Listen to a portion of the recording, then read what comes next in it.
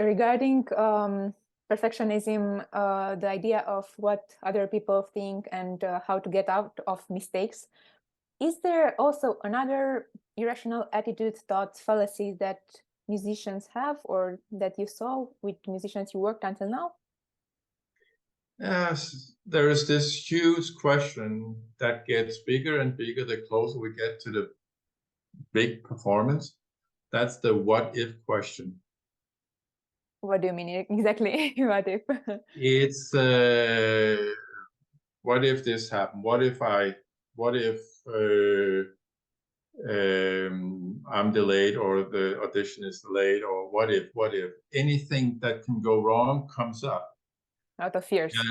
And people quite often, when they have these negative thoughts arriving, they, it makes sense that they say, well, I don't want to think about it. I don't want to talk about it. Don't put it into my head, or don't think about it. And I actually quite often just ask people to answer the what if question. What will you do? Okay, to have a plan also here. It could be just like we've just talked about making a mistake. What if I make a mistake the first note?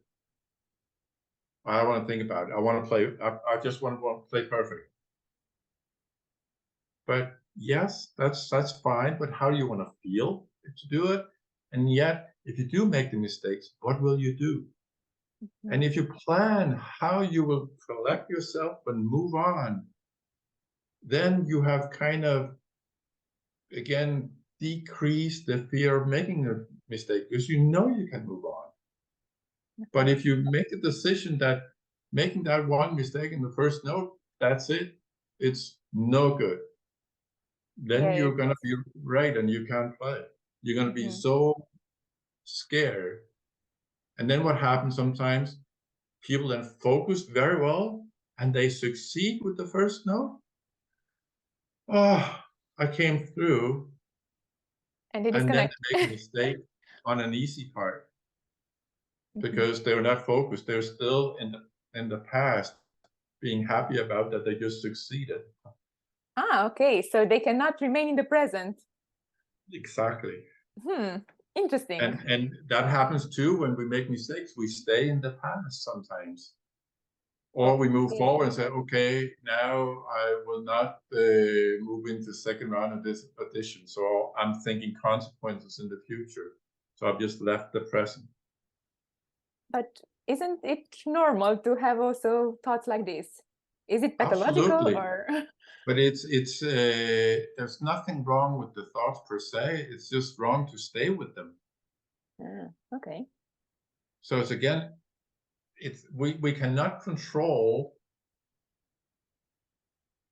if and when we leave the focus on the present, but we can become better at returning, refocusing.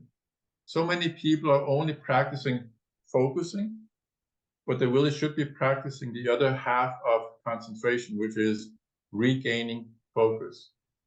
That's the most important thing to practice.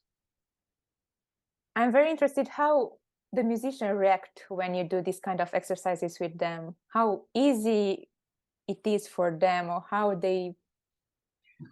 It is about being better, again, mindfulness, being better at registering what comes to you physically, emotionally, or in terms of your thoughts, what comes in, and then kind of use what comes in to come back. So trigger a direction rather than, oh, I don't want to deal with this. And that's really what happens a lot of times.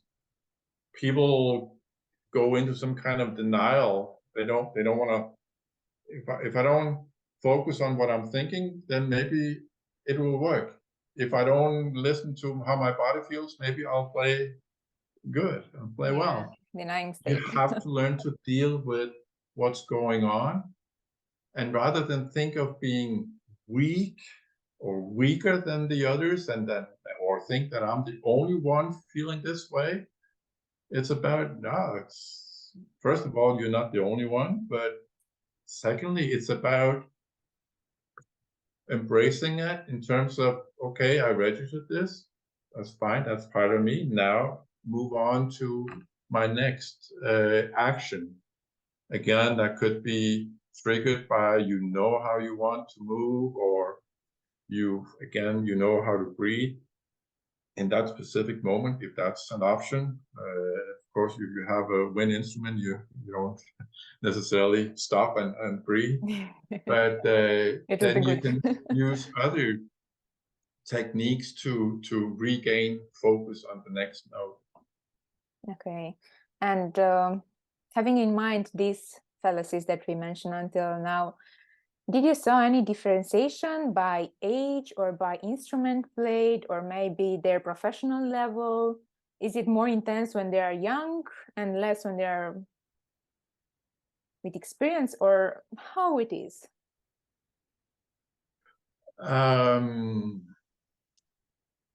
I would say when they're younger, they're pretty good at just remembering why they're playing. But then all of a sudden, when they get to the conservatory, then it's about proving themselves, that they're worth, that they've gotten in, they have won their place. So now it's about proving. Yeah, validation. Yes. And so all of a sudden, this, again, as I started out with enjoyment and curiosity, that has disappeared, because it's about showing a standard and not disappoint others. And I've even had situations where if the parents were not supporting the choice of playing music, then it was also about convincing that this is good for me. So they have the right decision, the home front, something to prove, or being accepted about. So it is to me, in that sense, when you move to the second or the next level or educational institution, you see it many times, a big shift in focus, the reasons for playing. And they really sometimes have to dig deep before they can kind of come back to why they're playing. Okay. So it's but like in the a first long year way. of the conservatory, I would say some people, that's just in Denmark, this is where they move away from home. Then talking to them about these mental areas, they're a totally different place in their lives. It's all about, being away from home and finding out how to live a new life by yourself or with another student. So I would say the maturity towards working with the mental aspects improve as they become further and further into their education at the conservatories. And also So into their life. typically, third year, they're so much more into wanting to deal with the mental aspects and finding out that I can actually do something about it.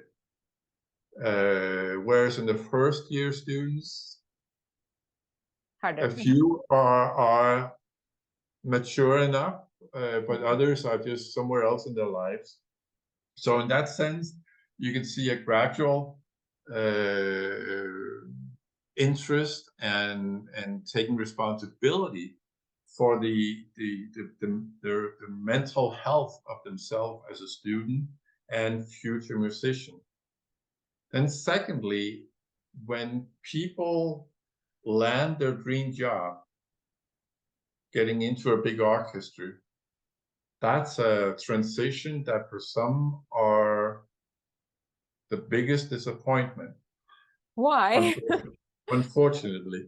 Why? Well, the thing is, the young musicians, they are so creative. They want to explore music. They want to interpret music. They want to express and tell the stories. And then they get to sit next to a person who may be 20, 30 years older and a totally different place in their life because they just play to get butter on the bread. Yeah, yeah, about the money. And it's not about exploring anything. Mm-hmm. So I've seen some people these young musicians being drained for the energy because they are sitting next to someone who kind of tell them, relax, Oh, don't show up here. And those stories are really saddening to listen to. And sometimes we try to give them some skills, communicative skills to yeah, the actually deal. start communicating with these people so they perhaps wake up and take an interest in your development rather than ignoring you, because that's really what the young musicians will feel, that they're ignored by this person who is there for Right. totally different reasons. Mm. But when they do, and it's actually possible to ignite some positive energy in these elderly Yeah, is it musicians. possible? So it Yes, is a because hope if you there. show a little bit of interest and curiosity on their behalf, then they return a little bit of that curiosity to you, and then you have something going in a positive directions, and it will never be sitting next to another young colleague, but you can actually get something very positive out of it. Mm. But to dare to talk to an elderly colleague, Yeah, again, this hard. hierarchy is so. I mentioned culture earlier. There's a culture that is also creating a lot of issues for young musicians.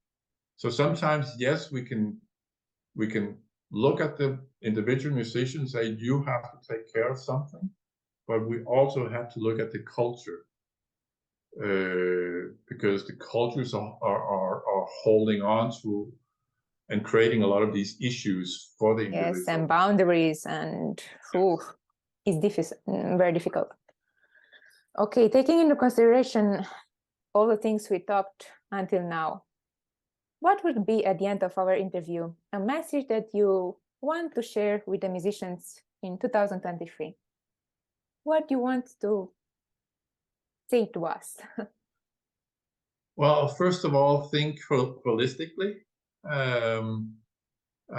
Become aware of the life you have outside of music, and holding on to that part as well. That could be family, friends, other interests. Because if you all of a sudden you cut down on that because you think I must practice, then you lose a lot of potential strong positive energy. So finding out what is important for you outside of music and holding on to that is also giving yourself, I call it, more legs to walk on, because you only have one leg called music. Yes. Then it's when I can music, then I am something. And then when I cannot, I am I'm not. nothing. I'm nothing. Yeah. So it's about creating an awareness of values also outside the music, and then looking into after that, looking into we cannot necessarily change the culture of a conservatory just like that, but we can change the rehearsal culture, how we practice with our own little group, or when we're alone in the group, we can practice and we can change that culture, so we don't necessarily practice the way that was done 50 years ago. Mind you, 50 years ago, we created great musicians. So it can't be all wrong.